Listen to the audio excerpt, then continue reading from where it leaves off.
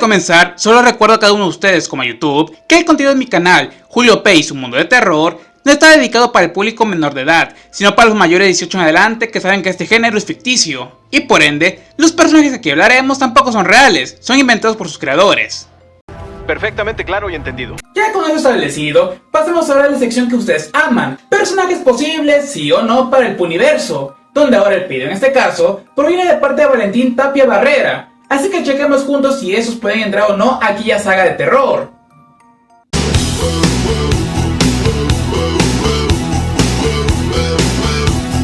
El primero con el que de inicio es uno muy querido de los Looney Tunes, como las melodías animadas, conocido por salir siempre al final de cada capítulo, y aunque no lo sepan, uno de los más populares y viejos de la franquicia, Porky Pig, el cerdito Porky, nuestro chancho de saco azul, sin pantalones y que siempre tartamudea, porque es su forma de hablar, parte del elenco original que al día de hoy conocemos, quien fue creado a mano del animador estadounidense Fritz Freleng, mismo quien durante los años 30 a 60 fue responsable también de muchas animaciones de esta saga, tanto las melodías como Looney Tunes en general, entre también desarrollar como crear personajes, desde el Gato Sylvester, Piolín o San Bigotes. Y Porky por su parte, debutó en el cortometraje del 35 I Haven't Got a Hat, o por español, No Tengo Sombrero, aunque cuenta aquí una historia interesante. Se menciona de que este corto fue pedido por el entonces presidente del estudio, Leon Schwarzenegger, quien le pidió al mismo Freleng que hiciera una versión animada de la saga de cortos de aquella época, Our Gang, o Nuestra Pandilla, producidos entre el 22 al 44, presentando a un grupo de chicos que eran muy traviesos en el barrio urbano de Los Ángeles. Así que al final tuvo ese resultado, donde Porky solo tuvo un papel muy secundario, pero aún así al público le gustó, tanto que se convirtió en una estrella directamente con otros personajes,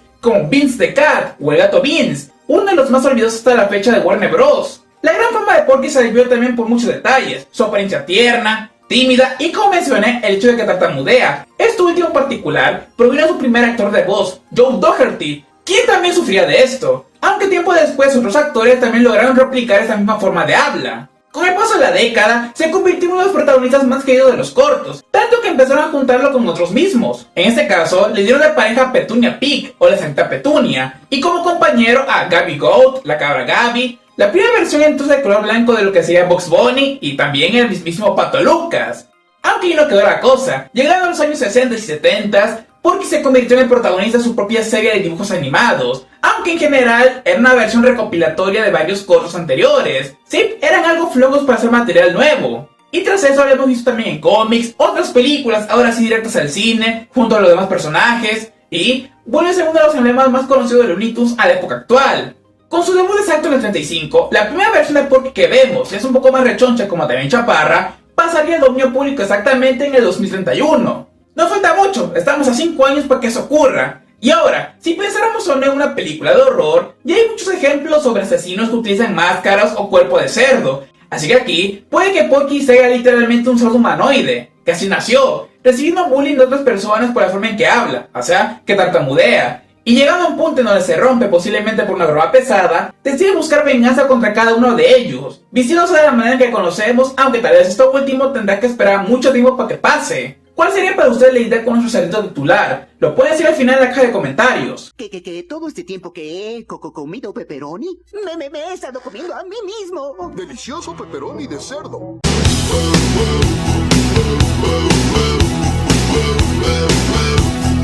El segundo personaje es en este caso los protagonistas de una película de Disney del 81, querida, amada como nostálgica, que nos presenta una cosa, como una gran amistad se puede romper por ser animales de diferentes especies, similar a Zootopia, aunque no de una manera tan cruda. The Fox and the Hound, o por español, El Zorro y el Sabueso, dirigida por Richard Rich y los fallecidos Art Stevens y Ted Berman. Este filme posiblemente muchos lo vieron de chico, ya que nos presentan la misteriosa como inesperada amistad entre Todd, un zorro rojo, y Cooper, un sabueso, quienes se conocen desde cachorros, aunque mientras van creciendo se dan cuenta de una cosa, que tienen que ser enemigos naturales por ser de diferentes especies, y esto mismo va rompiendo aquella amistad que alguna vez tenían. Es un filme encantador en particular, no solo en parte de ellos, sino que también de sus dueños, que al final del día logran quitar todo tipo de enemistad y volverse en amigos. También por otra parte, a la llegada de un enemigo más peligroso, en este caso un oso salvaje. No por nada fue un gran éxito en taquilla, y tuvo una secuela hasta el 2016 directa a video, aunque es bien muy mala.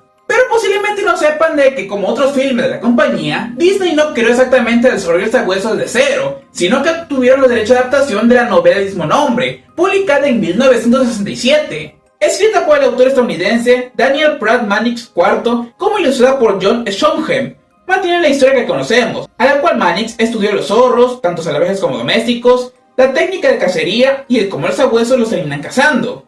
Como dato curioso, a pesar de tener en ese entonces los derechos para adaptarla, Disney no comenzó a trabajar en el filme hasta una década después, en el 67. Sí, se tardaron 10 años para hacerlo. Tomando la novela de base, y que es un producto de una sola historia, esta misma, al publicarse en el 67, pasaría exactamente al dominio público en el 2062. No faltaría mucho, aunque solo son 3 décadas más. Y dentro de un contexto de terror que me meterá demasiado en pensarlo, podríamos dejar la trama que conocemos, ambos como amigos pero que van creciendo para volverse en enemigos, sin embargo con un tono más oscuro, sombrío y a la vez mortífero. Presentado como su lado de animales, esos instintos van saliendo en cada uno, querían incluso casarse entre ellos simplemente por, bueno, ser parte de su misma naturaleza. En otras partes, dejar al lado la amistad para pasar a un lado mucho más siniestro. Como dato curioso al final, la novela también es muy deprimente, al punto de que ni siquiera son amigos ahí, solamente cazador y presa. Ambos terminan muriendo, uno de cansancio y otro de vejez, así que a cierta forma adaptar los mismos elementos de ahí podría ser posible. ¿Quién dejó aquí las cebollas?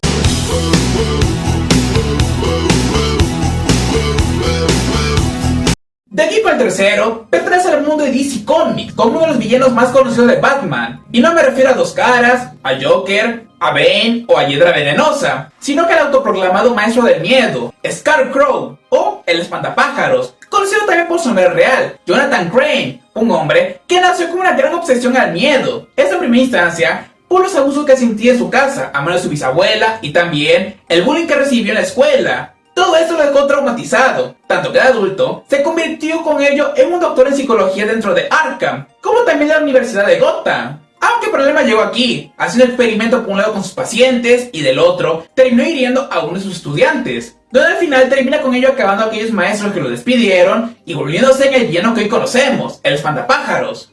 Esa es una historia de origen brutal. Él fue creado a manos de Bob Kane y Bill Finger, los creadores de Batman, aunque este título creo que proviene más a Finger, debutando en el World Finest Comic número 3 de septiembre del 41, en la llamada Edad de Oro de los cómics. Aunque de manera interesante, solo tuvo 2 apariciones en aquella década, y no hay que confundirlo tampoco con el personaje de la Fox Feature Syndicate, que aunque se llaman de la misma manera y salieron en ese tiempo, no son iguales. Tras su segunda aparición en los años 40, el Espantapájaro ha regresado hasta los 60, a mano del guionista Gardner Fox y el dibujante Sheldon Moldoff, esto en el Batman número 189, de febrero del 67. Donde aquí se incluyó su herramienta más conocida, aquel gas alucinógeno conocido como la toxina del miedo, que causaba que sus pacientes como víctimas sufrieran un gran pavor al momento de olerlo. Y tras esto, se mantuvo esta historia, hasta que ocurrió luego el inicio de los Nuevos 52, en el 2011. Aquí se cambió como tal su origen, donde aquí Jonathan Crane era utilizado como un conejillo de indias por su propio padre, un profesor de psicología, al punto de llegar a encerrarlo en una habitación oscura con el fin de que sufriera ese miedo. El problema aquí llegó, su padre murió de un ataque al corazón, y cuando lo encontraron fue 10 después, ya traumatizado y con una obsesión con el miedo. Se volvió de esta manera también un profesor de psicología dentro de Arkham, haciendo los mismos procedimientos en sus pacientes, y luego, cuando terminó matando a uno, es ahí donde se convierte finalmente en el villano que conocemos. A pesar de no tener poderes, se convirtió en uno de los villanos más conocidos de Batman, posiblemente por su apariencia escalofriante, su forma de hablar, y por extensión las habilidades que tiene en bioquímica, tanto que fue visto en otras interpretaciones, tanto animadas, con buenos diseños, y tras esto, al mundo de live action, interpretado por Cillian Murphy, en la trilogía de Christopher Nolan. Como un dato que no mencioné, la apariencia del Espantapájaro de los años 40 con su nombre es una inspiración directa a Ichabod Crane, el protagonista de la historia corta de Washington Irving, la leyenda de Sleepy Hollow, ya saben, la del jinete sin cabeza. Tomando en cuenta que debutó también en el 41, esta primera versión pasaría directamente al dominio público justo en el 2036. O sea, dentro de la siguiente década, así que podrán utilizarlo de forma en que quieran. Eso o el Espantapájaro del Mago de Oz, que básicamente podría ser similar. Y ahora, tomando en cuenta la versión de horror, aquí nuestro amigo Valentín nos mencionó de cómo le gustaría utilizarlo, y es que fuera como una persona esquelética, llevando consigo su saco podrido en la cabeza, con arañas adentro, pero aquí su toxina de miedo no causa alucinaciones, sino que la gente sienta, al momento de leerla, como su piel se quema o tiene insectos bajo los párpados. Suena interesante, y tomen en cuenta que este año llega la película Clayface, Cara de Barro, Si alguien quisiera implementarlo en una forma de horror, serán libres de hacerlo en su momento, y quién sabe qué cosas podrá hacer con él. ¿Cómo estás, Gorny? Estoy traumatizado.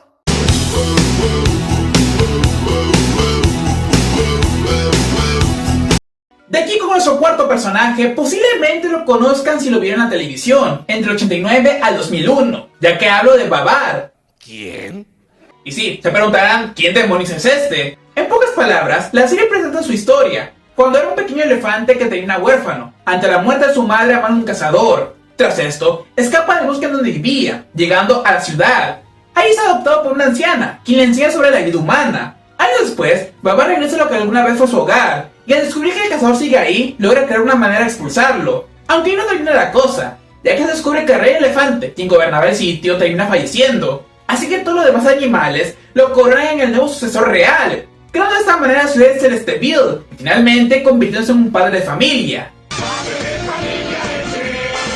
Esta serie tuvo un total de 6 temporadas, donde fueron presentando más aún sobre su vida, tanto como gobernante y por ende como padre, algo de su familia entera, más tarde también haciendo aventuras a otras tierras desconocidas, y poco a poco se convirtió en una franquicia, incluyendo con una película que salió en el 89, el año de su estreno, que tuvo luego una secuela directa a video en el 99, una década después. También con otro film donde conocen a Santa Claus, aunque ese llegó años antes en el 86, pero muchos lo consideran parte de la saga. Tras esto, un revival en el 2001, con una sola temporada y 13 capítulos, y finalmente, otra serie spin-off para secuela en el 2010, aunque aquí protagonizada por Badeau, el nieto de Babar. Sin embargo, la realidad es que Babar no proviene justamente de este programa, para nada. Él fue adaptado de una serie de libros franceses, que fue publicada justo el primero en el 31, la historia de Babar, o la historia de Babar, a mano del escritor de aquel país, John de Brunhoff, quien, basándose en una historia que su misma esposa, Cecile, le había quedado a sus hijos para dormir, él decidió emplearlo en ese primer cuento, mismo que fue un gran éxito, antes de su fallecimiento, claro. Tanto que antes de aquel programa también fue adaptado en dos especiales, uno del 68 y otro del 71. Ahora con respecto a su derecho de autor, la de parte divertida es que no tiene ninguno, esto principalmente en Francia, ya aquí viene la cosa. Allá, se calcula 70 años luego de la muerte de su creador, y toman en cuenta que Brunhoff falleció justamente en el 37, ya pasaron esa gran cantidad de tiempo y en el 2008 lograron entrar al dominio público, aunque en este caso son los primeros 7 libros los que ven ahora en pantalla, ya que también su hijo Lauren terminó creando otra serie más que continúa ampliando este mundo. Tristemente con él falleció aparte en el 2024, así que aquí, juntando los 70 años, solo podríamos implementarlo hasta el 2094, aunque aquí solamente hablo de la versión original, la francesa y de aquel país. En el caso de Estados Unidos, se implementa lo que es la traducción hecha en inglés, a manos de A.A. Milne, el mismo creador de Winnie the Pooh. ¡Qué locura! Esta traducción fue publicada entre el 33 al 34, tomando sus años como base y la ley de 95 años exacta, pasaría al dominio público entre el 2029 y 2030. Y la idea en este caso de Valentín respecto a esta historia fuera que Babar sea el villano, utilizando aquella inteligencia que la anciana le dio cuando era chico en la ciudad con el fin de gobernar los animales, convirtiéndose en un monarca tiránico, básicamente en un gobernante corrupto, que usara su fuerza y por ende inteligencia con el fin de esclavizar a los demás animales de la zona. Pero aquí en este caso llevándole a un extremo más horrible, porque también terminaría ejecutando a estos animales ante la vía pública. Francia tiene una gran historia respecto a todo esto, principalmente con María Antonieta. Estás tomando una taza de té con María Antonieta y su hermanita. Concluyendo de esta forma, de los personajes mencionados antes, Babar es dominio público en Francia, mientras que su traducción que se hizo al inglés pasaría a dominio público justo en lo que sería el 2029 o 2030. Tras esto, el más cercano sería justamente el propio Porky, su versión original, en el 2031. Seguiremos aquí con el Espantapájaros, el 41, el cual en su caso entraría después hasta el 2036. Y por último, con el caso de la novela del Sobreviviente Hueso, tendremos que esperar hasta el 2062. Y de esta manera, mis amigos, finalizo con este video, esperando que cada uno de ustedes, incluyendo el que nos lo pidió, Valentín Barrera, les haya disfrutado demasiado. Invitados así a que me apoyen con este canal, Julio P y su mundo de terror, donde seguiremos subiendo sobre películas de dominio público, relacionadas como tal del universo, de otra índole, etc., con el fin de que la disfruten al máximo. Por eso no se olviden suscribirse, darle like, compartirlo con quienes quieran y activar la campanita de notificaciones. Y sin olvidar tampoco de mis redes sociales, que son las de Instagram, TikTok, Facebook, Twitter y Clapper, donde por ahí también pueden seguir, compartir otras cosas, noticias y yo se las haré saber. Y ya se está cocinando el próximo video de sugerencias que haré para todos ustedes. Este llegará justo en el siguiente video. ¡Hasta la próxima! Ay, Tú y tu delirio de persecución. Quítate.